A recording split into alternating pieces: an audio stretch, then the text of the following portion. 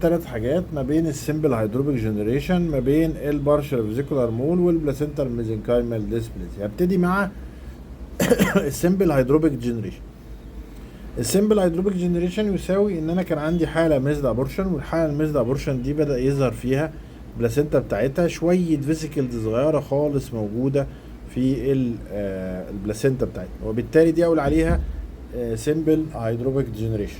طيب تاني حاجة هيظهر فيها الحالة دي partial vesicular mole. partial vesicular mole قلنا ان هي multiple vesicles زي المنظر ده، يعني عندي فيتس وجنبيه multiple vesicles بالمنظر اللي قدامي وشايفينه ده لا تخطئ على عين، ده partial vesicular mole. برضو عشان ما نكحفش حق الموضوع، يعني انا افرق بين الاتنين ازاي؟ ما في تشابه رهيب.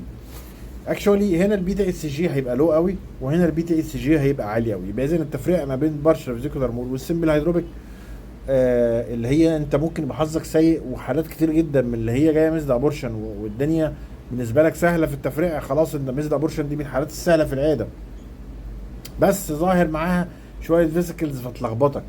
فيبقى الفرق ما بين البارشل فيزيكولار مول والسمبل هيدروبيك جنريشن يعتمد على البيتا اس جي. طيب وما بين تالت حاله اللي هي البلاسنتال ميزنكايمال ديسبليزيا. بلاسنتال ميزنكايمال ديسبليزيا قلنا ايه؟ قلنا فيتس، بلاسنتا، و ظاهر الفرق ما بين دي ودي ان البلاسنتال ميزنكايمال ديسبليزيا الفيتس والبلاسنتا كلها متحوله الى فيزيكلز بالمنظر ده.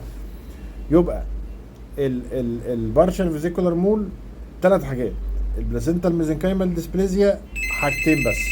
ايه هما الحاجتين؟ فيتس والبلاسنتا اتحولت كلها الى فيسكلز.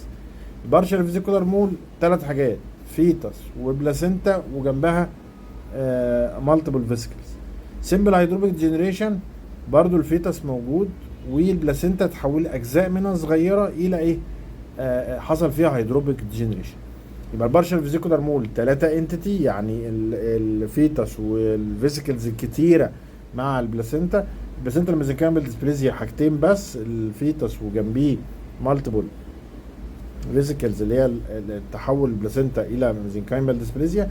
واخر حاجه خالص السمبل هيدروبيك جنريشن اللي هي اتلخبط قوي مع الفيزيكولار مول، بس نفرق منهم بالبيتا اس جي، هنا قليل وهنا